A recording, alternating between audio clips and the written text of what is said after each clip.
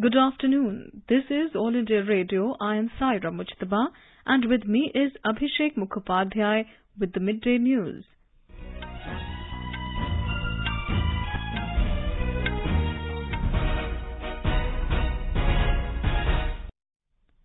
The headlines. Prime Minister Narendra Modi chairs valedictory session of Combined Commanders Conference at Kevadia in Gujarat. President Ramnath Kovind says objective of judicial system is not only to resolve disputes but also to protect justice. Centre constitutes 259-member National Committee headed by Prime Minister to commemorate 75 years of India's independence. Ruling AIADMK party allots 20 assembly seats and Kanyakumari parliamentary seat for BJP for the upcoming polls in Tamil Nadu. Over 1,94 lakh people administered the COVID-19 vaccine in country so far. Government directs vehicle manufacturers to fit airbag for person occupying front seat other than driver. In sports, Indian men to face Britain in European Hockey Series in Belgium today. In badminton, Indian shuttlers PV Sindhu, Kidambi Srikanth and pair of Satvik Sairaj Rankireddy and Chirag Shetty to be seen in action in semi-finals of Swiss Open tournament. And in cricket, India take first innings lead of 160 runs over England on day 3 in the fourth and final test match at Ahmedabad.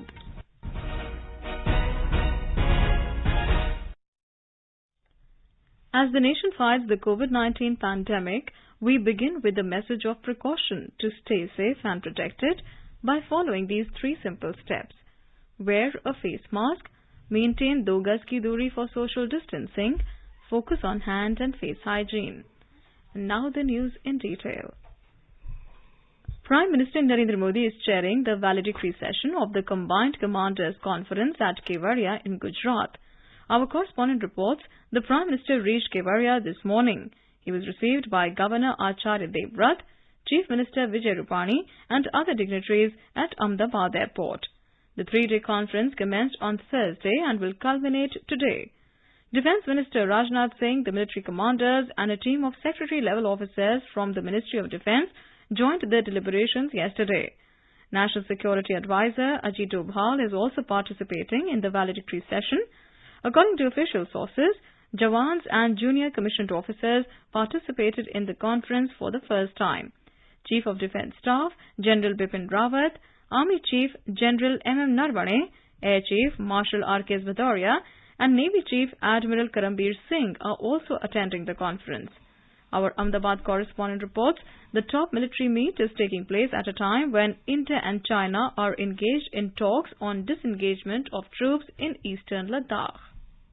The 3-day Combined Commanders Conference, a premier brainstorming event of the military officials, is taking place after 3 years. According to the sources, the scope of this year's conference has been expanded to make it a multi-layered, interactive, informal and informed event with the added participation of about 30 officers and soldiers of various ranks from the 3 services. Jawans and JCOs are attending specific sessions related to human resources use during the conference. During the deliberations, the combined apex-level military leadership of the country will also review the security situation and defense preparedness of the armed forces. Yogesh Pandya, Air News, Ahmedabad.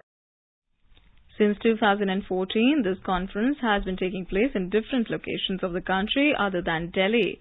The conference was held on board INS Vikramaditya in 2015 and at the Indian Military Academy in Dehradun in 2017.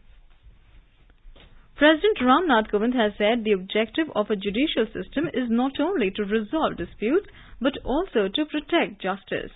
The President said removing the delay in justice is also an important step to protect justice. President Kovind was speaking at the inaugural ceremony of All India State Judicial Academy's Directors Retreat at Jabalpur in Madhya Pradesh. Mr. Kovind is on a 2-day visit to the state. Appreciating the efforts of the State Judicial Academy, the President said that now there is a need to increase the scope of training of judges as well as other judicial and quasi-judicial officers for speedy disposal of pending cases in the country's courts, especially the district courts. हमारी lower judiciary देश की न्यायिक व्यवस्था का आधारभूत अंग है। उसमें प्रवेश से पहले सैद्धांतिक ज्ञान रखने वाले लॉ स्टूडेंट्स को कुशल एवं उत्कृष्ट न्यायाधीश के रूप में प्रशिक्षित करने का महत्वपूर्ण कार्य हमारी न्यायिक अकादमियां कर रही हैं। अब जरूरत है कि देश की अदालतों, विशेष रूप से जिला अदालतों में लंबित मुकदमों को शीघ्रता से निपटाने के लिए न्यायाधीशों के साथ ही अन्य जुडिशियल एवं क्वासी जुडिशियल अधिकारियों के प्रशिक्षण का दायरा भी बढ़ाया जाए। उनके बीच ज्ञान एवं सूचना के आदान प्रदान के लिए ऐसे सम्मेलनों के अलावा कोई अन्य स्थायी मंच स्थापित किया जा सकता है। निर्णय की प्रक्रिया में तेजी लाने की दृष्टि से ऐसे मंचों पर अदालतों की प्रोसेसेस और प्रोसीजर्स के सरलीकरण पर भी चर्चा की जा सकती है। Mr. Kovind advised the judiciary to play a proactive role while staying vigilant in resolving these loopholes present in the court proceedings and the legal process. अदालती कार्रवाई और प्रक्रियाओं में मौजूद इन लूप होल्स का निराकरण करने में न्यायपालिका को सजग रहते हुए प्रोएक्टिव भूमिका निभानी आवश्यक हो जाती है। राष्ट्रीय एवं अंतर्राष्ट्रीय स्तर पर होने वाले इनोवेशंस को अपनाकर और बेस्ट प्रैक्टिसेस को साझा करके इस लक्ष्य को प्राप्त किया जा सकता है।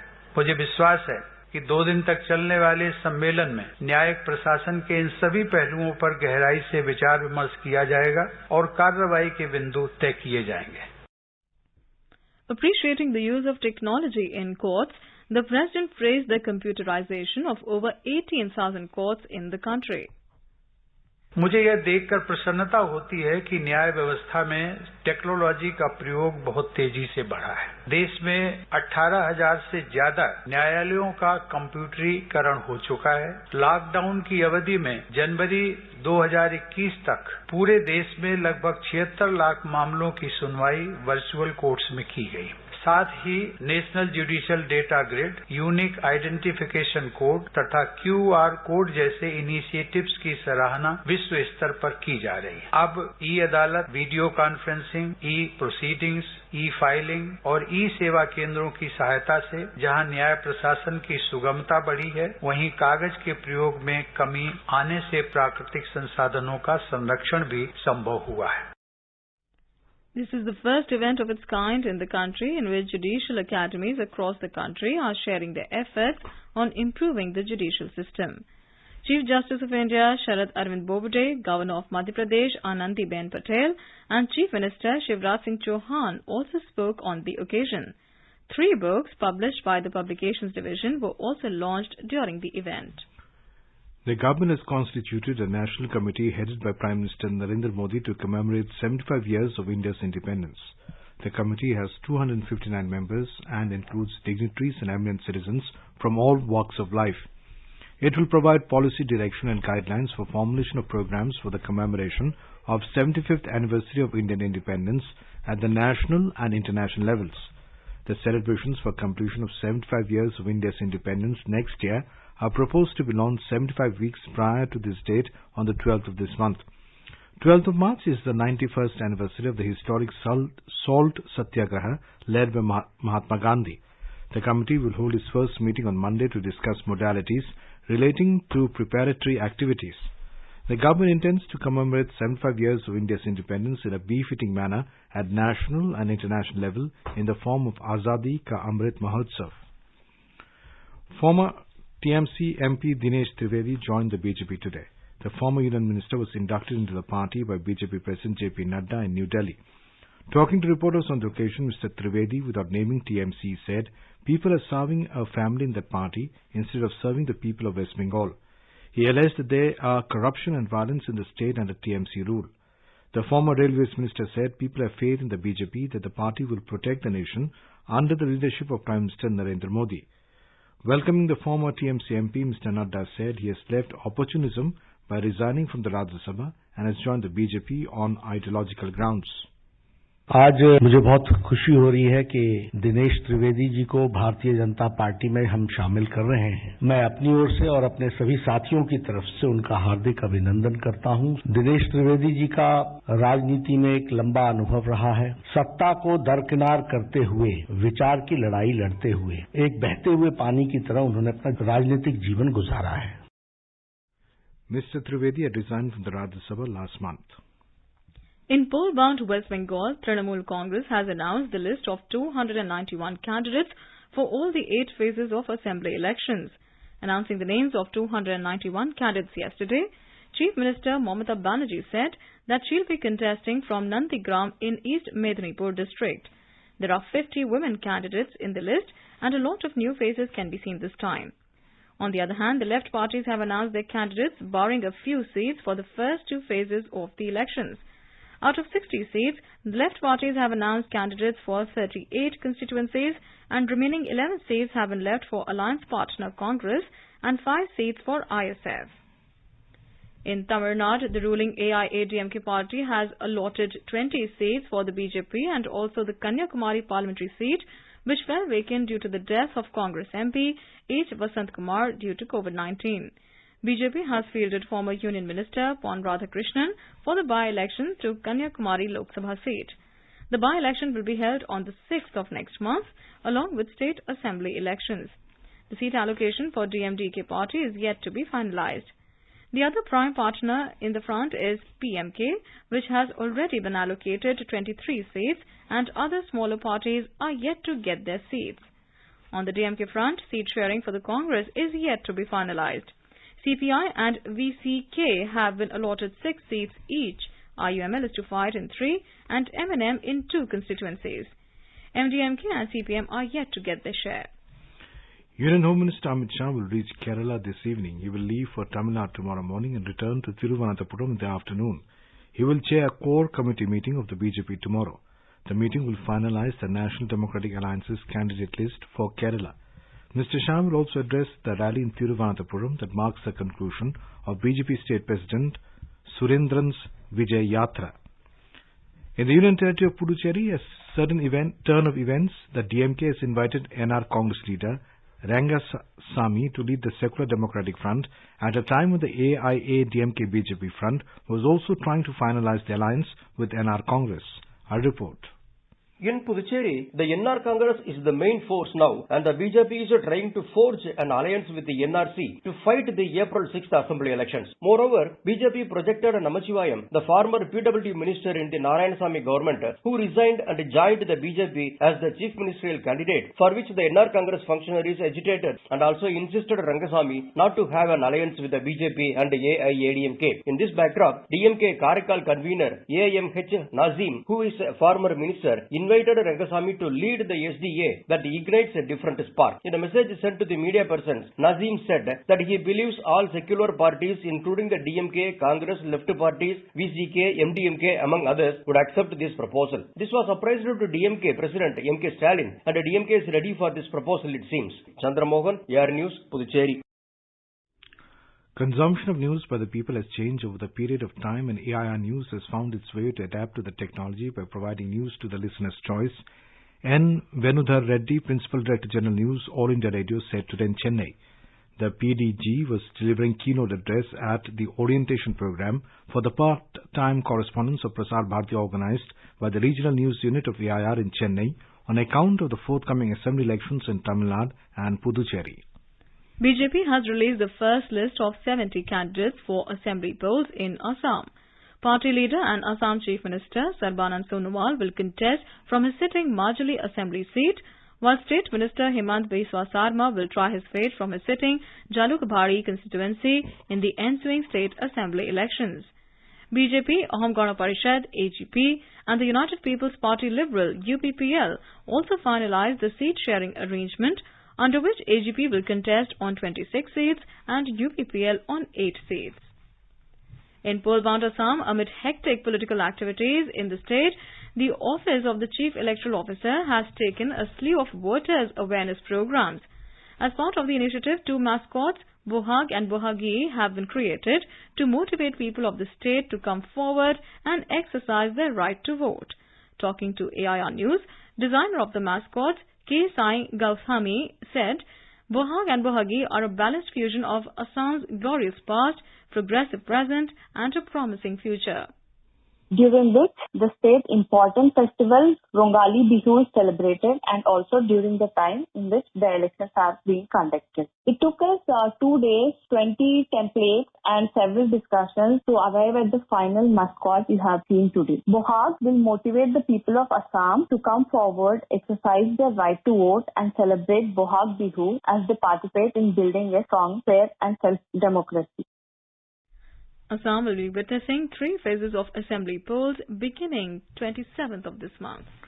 You are listening to the Midday News on All India Radio. A reminder of the headlines before we move on. Prime Minister Narendra Modi chairs valedictory session of Combined Commanders Conference at Kevadia in Gujarat. President Ramnath Kovind says objective of judicial system is not only to resolve disputes but also to protect justice. Centre constitutes 259-member National Committee headed by Prime Minister to commemorate 75 years of India's independence. Ruling AIA-DMK party allots 20 assembly seats and Kanyakumari parliamentary seat for BJP for upcoming polls in Tamil Nadu. Over 1.94 crore people administered COVID-19 vaccine in the country so far.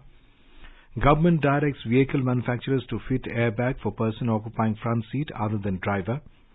In sports, Indian men to face Britain in the European Hockey Series in Belgium today.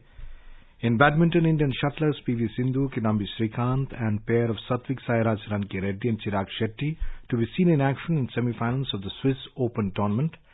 And in cricket, India take first innings lead of 160 runs over England on day 3 in the 4th and final test match at Ahmedabad. For quick news updates round the clock, follow us on our Twitter handle at AIR News Alerts. चलो मिलकर एक शुरुआत करें, चलो एक फैसला आज करें, मास्क नहीं तो टोकेंगे, कोरोना को रोकेंगे, चलो एक इरादा करते हैं, चलो कुछ वादा करते हैं, मास्क नहीं तो टोकेंगे, कोरोना को रोकेंगे. Welcome back. You're listening to the Midday News. More than 1,94,97,000 doses of COVID-19 vaccine have been administered to the beneficiaries in the country so far. The Health and Family Welfare Ministry today informed that a total of 14,92,201 doses of vaccines were administered to the beneficiaries in the last 24 hours. Meanwhile, the country's COVID-19 recovery rate reached 96.98%, with a total recovery of more than 14,000 patients in the last 24 hours.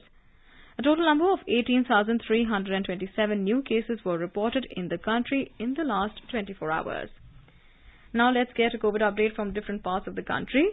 In Maharashtra, even as the cases of COVID-19 are surging in the state, the vaccination drive has been gaining momentum with each passing day.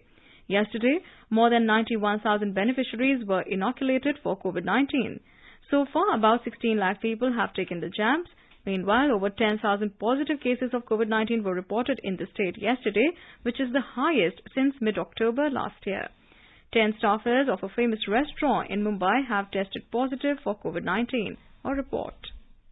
Even as there has been a relentless increase in COVID-19 cases in Maharashtra, the state government recently said that they are not contemplating a complete lockdown across the state. Restrictions have been imposed in various parts of Vidarbha. In western Vidarbha, Amravati district collector has issued an order for relaxing a week-long curfew. It will be applicable to municipal limits from tomorrow. During these relaxations, essential services will be fully operational, while other shops will be allowed to open from 9 in the morning till 4 in the evening. Buldana and Washim district in West Vidarbha will also have similar prohibitory orders. Shops in Akola are also allowed to open in stipulated timing, wherein shopkeepers are made mandatory to undergo RT-PCR testing. Nagpur district administration has decided to extend ongoing weekend lockdown till March 14. Yesterday, after a gap of nearly 4 months, more than 10,000 cases were registered, becoming a cause of concern for the state health authorities. With Kunal Shinde from Mumbai, Dhananjay Wankhede, AR News, Nagpur.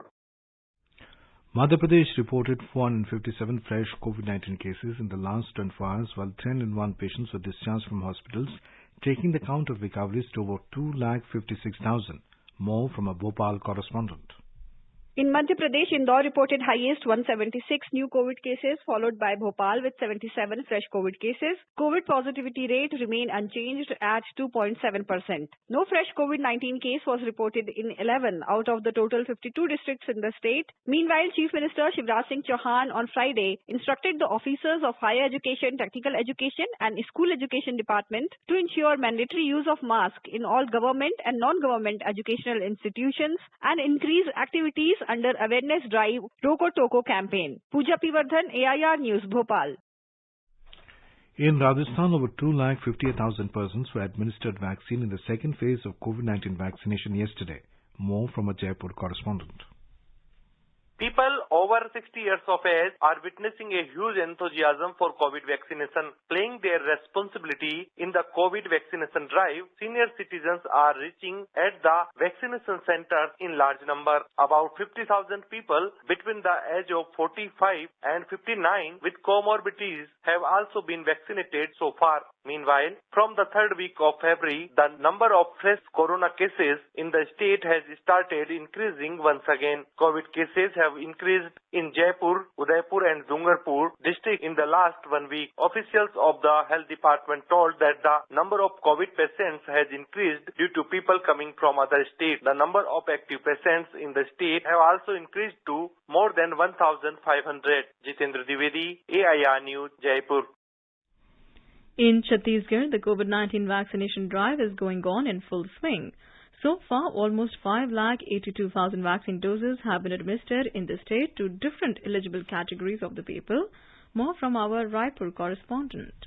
In Chhattisgarh, more than 4,08,000 healthcare and frontline workers have been administered the first dose of COVID-19 vaccine so far. Over 1,03,000 health and frontline workers have taken the second dose. According to the state health department, about 58,000 beneficiaries of more than 60 years old and almost 12,000 beneficiaries aged 45 and above with specific comorbidities have been inoculated with COVID vaccine. Meanwhile, total 274 new confirmed cases of coronavirus infection were reported during the last 24 hours in the state. With this, the total number of COVID-19 cases detected so far in Chhattisgarh has reached up to 3,13,808. Out of these, about 3,07,000 patients have recovered. Vikalp Shukla, AIR News, Raipur. The government has made it mandatory for vehicle manufacturers to fit airbag for the person occupying the front seat other than the driver. Road Transport and Highways Ministry said that it is applicable on vehicles manufactured on and after 1st of April this year in case of new models and 31st of August this year in case of existing models. Absence of airbags for the front passenger seat puts the occupant at high risk in case of a severe accident. The ministry has issued a gazette notification in this regard. India and Bangladesh share historical civilization and cultural ties. Bengali, which is spoken in both the countries, is a strong bond. On 26 March this year, Bangladesh will be completing 50 years of Bangladesh Liberation War, which lasted for roughly 9 months in 1971, resulting in Bangladesh's independence from Pakistan. In an exclusive interview with AIR News, historian and public intellectual of Bangladesh, Professor Muntasir Mamun said Indian soldiers sacrificed their precious lives for the freedom of Bangladesh. Indian Army also supported when we started the final war around the December 3rd. So there was a joint command of Bangladesh Liberation Forces and Indian forces. Indian soldiers also sacrificed for our freedom, not only the Mukti Juddhas. So we also remembered them, and the Bangladesh government has honored the Indian people and the Indian Army with friendship. We call it Friends of Bangladesh, especially for this thing, you see. For the full interview, tune in to a Spotlight program on FM Gold channel and additional frequencies from 9:15 p.m. In the run-up to International Women's Day on the 8th of March, All India Radio News is honoring women achievers from diverse fields by bringing their stories. Today we bring you the stories of women environmentalists.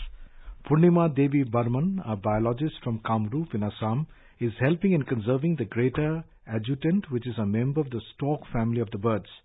The bird, mainly found in Cambodia and India, is one of the most threatened stork species in the world and is classified as endangered. In India, it is found in Assam and Bihar. Purnima Burman, along with 400 local women frontline workers, have been successful in educating people about the importance of these birds, which were considered as bad omens. She founded the Hargila Army, which rescues and conserves the greater at Jutenstock. More from a correspondent. Talking to All India Radio News, Ms. Burman shared the reason behind an increase in the number of these birds. She said the artificial breeding platform set up by them proved to be very helpful. After the breeding program, Assam now has 270 nests of these birds.